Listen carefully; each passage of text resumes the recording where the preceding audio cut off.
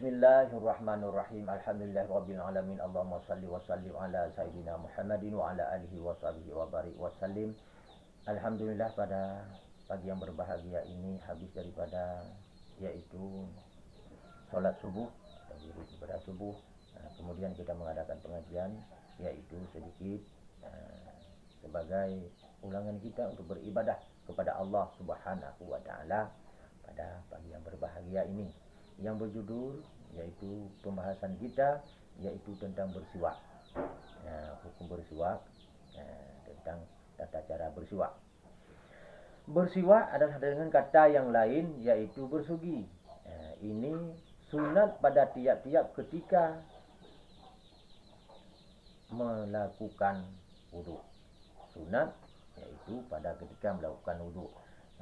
Sunat bersugi ini adalah sunat muakkad. Kapan kita mengerjakan? Yaitu ketika kita berwudu, ketika hendak kita mengerjakan solat, solat yang 5 waktu ataupun solat-solat sunat ataupun solat syukur, tilawah, dan tiap-tiap berbau mulut. Tiap-tiap berbau mulut, maka sunat yaitu kita bersugi.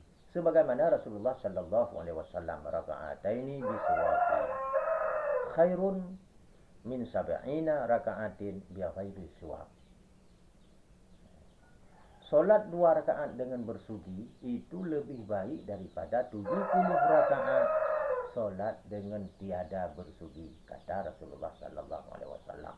Maka bersugi ini yaitu lebih penting untuk mengerjakan sunat sebelum kita melakukan solat. Karena solat kita ini berarti lebih banyak faedahnya, lebih banyak pahalanya daripada kita tidak bersugi.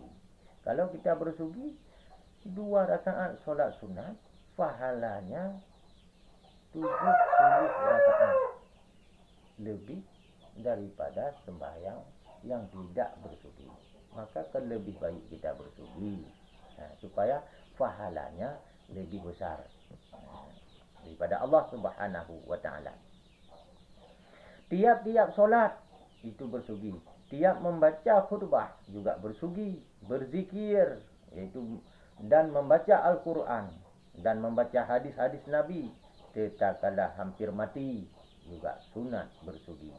Tatkala hampir mati sunat bersugi. Maka bersugi yaitu pada ucapan a'udzubillah. Bersugi pada ucapan yaitu a'udzubillah. Kita mengucapkan a'udzubillah, bersugi. Wajib bersugi ketika kita makan yang najis dan makruh. Ini wajib. Wajib kita bersugi ketika makan yang wajib dan makan yang makruh. Bagi orang yang berpuasa yaitu makruh juga yaitu waktu tergelincirnya matahari. Sudah lewat waktu zuhur. Ini kalau kita berpuasa ini sudah makruh kita melakukan. Dan haram bersugi dengan sugi orang lain. Haram bersugi dengan sugi orang lain tanpa izin yang punya. Ini tidak boleh, hukumnya haram. Haram kita bersugi dengan sugi orang lain karena hukumnya ini haram.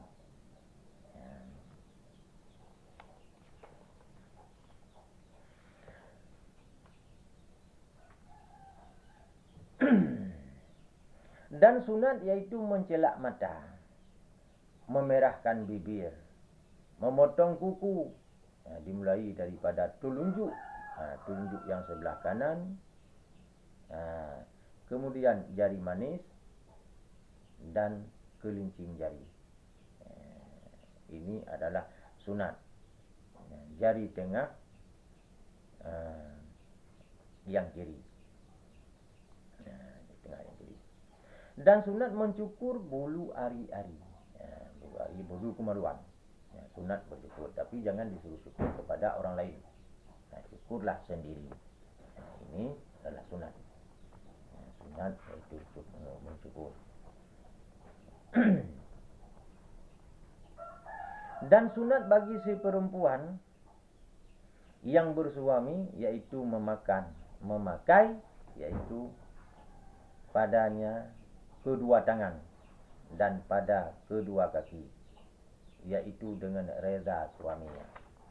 Sunat yaitu pada si perempuan memakai, yaitu gelang, memakai gelang di tangan,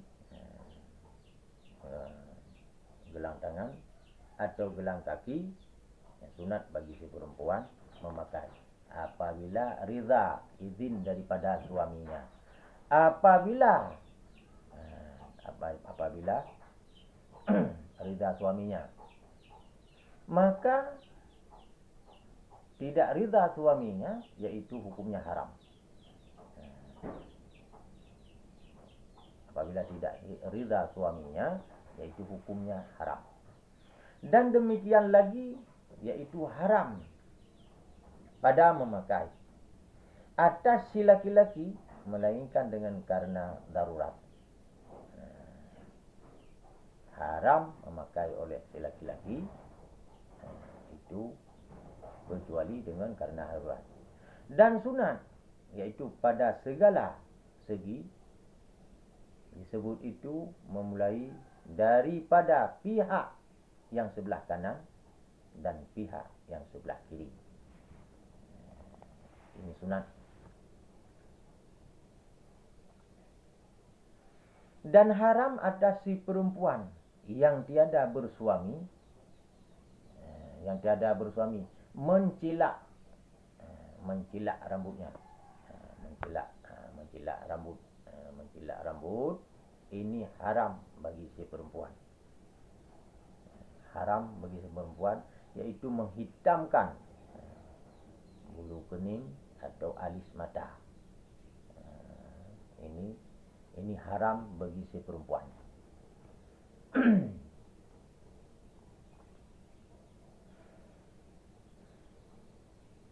Dan memakai hinai itu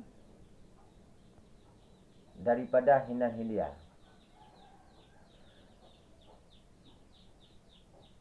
Dan harus pada segala yang tersebut itu bagi si perempuan yang bersuami. Dan dibolehkan bagi perempuan yang sudah bersuami, ini boleh. Boleh memakai bagi perempuan yang bersuami. Yang belum bersuami jangan. Hukumnya haram. Bagi perempuan yang bersuami memakai, yaitu alis ini, alis mata, dibolehkan dengan rida suaminya. Apabila diizinkan oleh suaminya, maka boleh. Maka haram bagi si perempuan yang bersuami atau yang tiada bersuami, yaitu menghubung-hubung rambut. Menghubung-hubung rambut. Haram bagi si perempuan yang bersuami atau yang tidak bersuami, yaitu menghubung-hubung rambut dengan rum-rum, najis.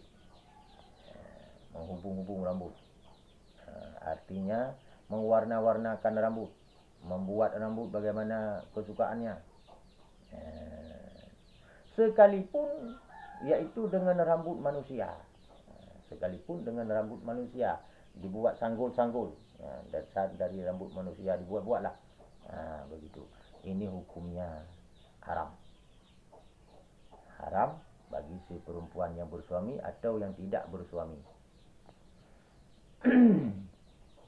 Demikian lagi haram yaitu pada perempuan yang ketiadaan bersuami atau pada budak. Budak sahaya perempuan yang menghubung-hubung rambutnya. Rambutnya yaitu berkepang-kepang bermacam corak, itu rambutnya. Tidak pernah berjilbab, tidak tertutup. Rambutnya seperti itu menghubung-hubung dengan warna yang macam-macam. Sekalipun dengan warna-warna itu yang dibuat adalah dengan benda-benda yang suci. Dikepang rambut dengan suci, dibuat rambutnya juga dengan suci. Tetapi dengan izin si suaminya, maka harus izin suami di rumahnya itu harus. Dan demikian lagi haram, yaitu mengasah gigi. Mengasah gigi seperti taring, taring gigi, taring gigi. Ini haram hukumnya, mentaringkan gigi, mengasah gigi seperti gigi tikus, atau seperti gigi kucing, atau seperti gigi anjing yang runcing-runcing. Karena yang runcing gigi tikus, yang runcing, serigala yang runcing, yaitu kucing, kucing harimau. Sedangkan babi tidak tidak runcing dia. Gigi babi tidak runcing, cuma gigi babi besar, karena dia beda dengan runcing dengan besar tajam, itu beda. Besar tajam beda, dengan runcing memang halus, seperti gigi kucing, harimau, anjing, dan tikus. Runcing dia, itu haram diruncingkan gigi.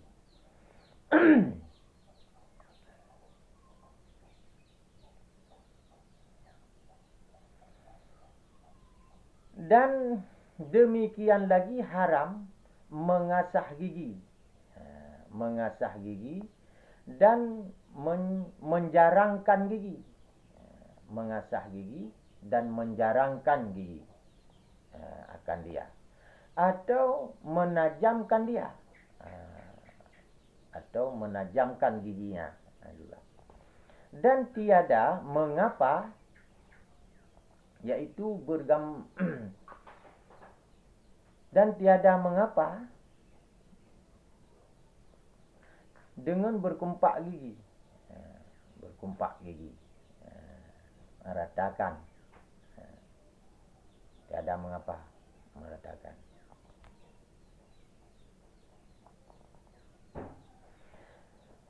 Dan berdandan rambut,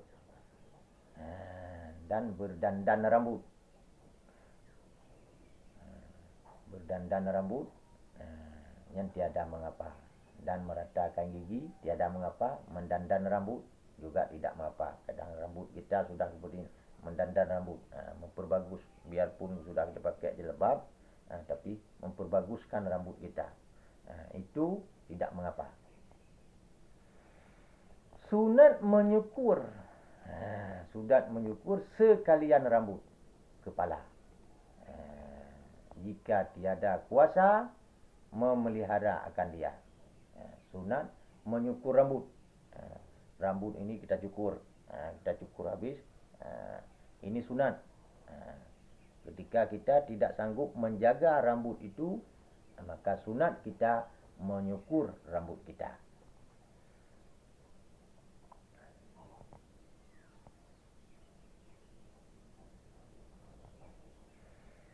Dan sunat menaruh dia, dan sunat menyukur rambut dan sunat menaruh dia bagi barang siapa yang kuasa memelihara akan dia. Tetapi jikalau dia kesukaran, yaitu menaruh akan dia, maka sunat yaitu baginya menyukur dia, dan sunat menyisir rambut. Kafa, memadalah ia, tetapi makruh, tetapi makruh.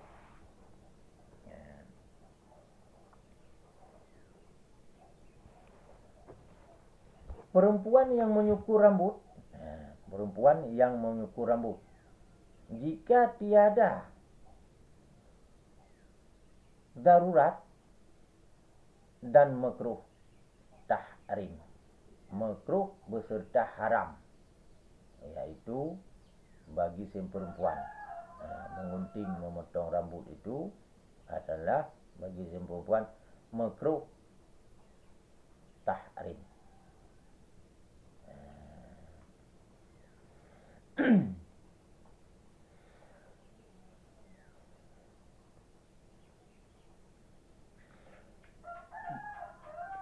Dan lagi makruh tahrim, yaitu menyebutnya, yaitu mencongkel-congkel gigi, mencongkel-congkel, supaya kelihatan muda. Supaya kelihatan muda. Membuat gigi baru. Gigi baru iaitu yang supaya kelihatan muda lagi. Buat gigi baru. Gigi lembu kadang, ataupun gigi batu. Pokoknya gigi baru. Itu adalah makruh. Makruh tahrim. Dan demikian lagi makruh tahrim, yaitu memutihkan jenggot. Makruh tahrim yaitu memutihkan jenggot dengan belerang.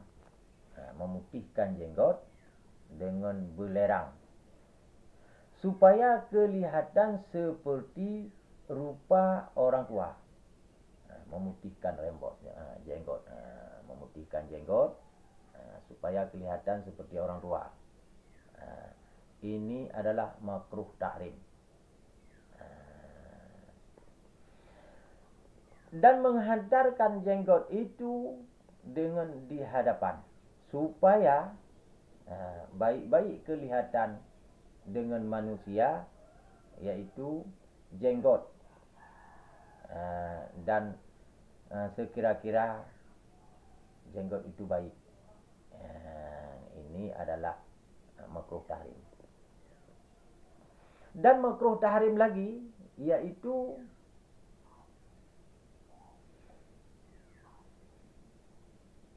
menambah dan mengarang-arang rambut dan pelipis. Menambah rambut dan mengarang-arang rambut. Misalnya rambut kita sedikit, rambut yang sedikit, tambah lagi, tambah rambut lain, rambut palsu tambah. Itu makruh tahrim. Padahal rambut kita tidak ada sikit, menambah dengan rambut palsu, itu adalah makruh tahrim.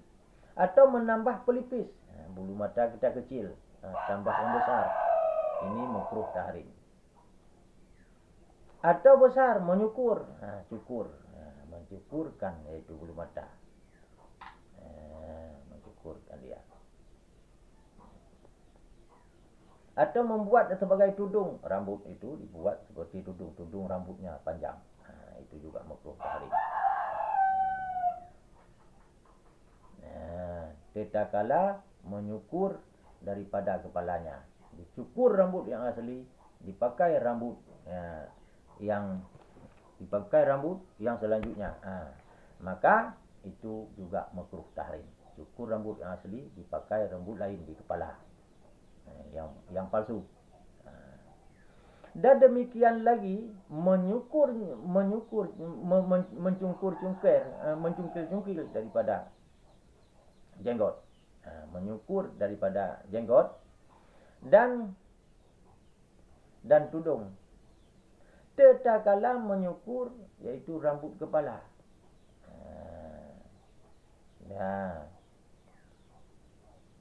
Dan menyukur kumis dan meninggalkan, yaitu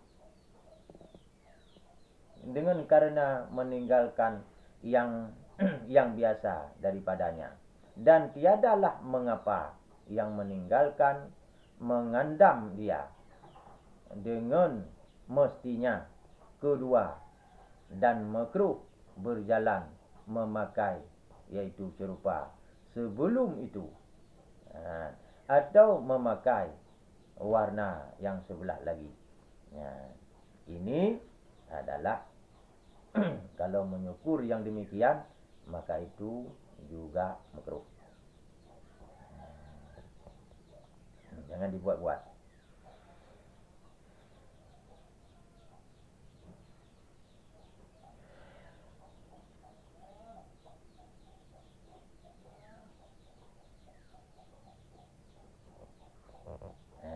Alhamdulillah, mudah-mudahan ini sedikit pengajian pada hari yang berbahagia ini, semoga kita bermanfaat selalu. Wajib berhinai. Ini wajib berhinai sikit lagi. Rupanya wajib berhinai tetapi tiada harus ia, iaitu menghinaikan. Wajib berhinai. Tiada harus ia menghinaikan, iaitu kepada orang yang sudah mati. Tiada harus, tiada perlu. Wajib berhinai, tiada harus, iaitu pada orang yang telah mati, yang sudah meninggalkan, yang sudah mati. Ini wajib, tapi tiada harus, tidak boleh. Ini tidak boleh melakukan itu kepada orang yang sudah mati. Alhamdulillah. Mudah-mudahan pengajian yang singkat ini dapat manfaat untuk kita, bisa beramal sedikit. Mudah-mudahan kita bisa melakukan amal dan ibadah kepada Allah Subhanahu wa taala dengan rendah hati, jangan dengan kesombongan. Dengan rendah hati kita menuntut ilmu yang paling awal sebagai pondasi, dari berwudu hingga membersihkan najis kita, dari air taharah hingga membersihkan najis, hingga sampai nanti kita kepada berwudu, baru kita mengerjakan solat. Untuk apa kita mengerjakan solat duluan kalau belum bersih, suci daripada najis besar dan kecil daripada tubuh kita. Ibadat kita cukup banyak, tapi belum kita bersuci, bersih dengan sebenarnya. Maka dimulai dari bawah hingga naiklah pondasi ini, mudah-mudahan menjadi tiang untuk beribadah kita kepada Allah Subhanahu wa taala. Dengan pondasi ini bisa kita letakkan tiang untuk beribadah pokok kita kepada Allah Subhanahu wa taala. Amin amin ya rabbal alamin. Mudah-mudahan kita selalu dalam rahmat dan nikmat daripada Allah. Assalamualaikum warahmatullahi wabarakatuh.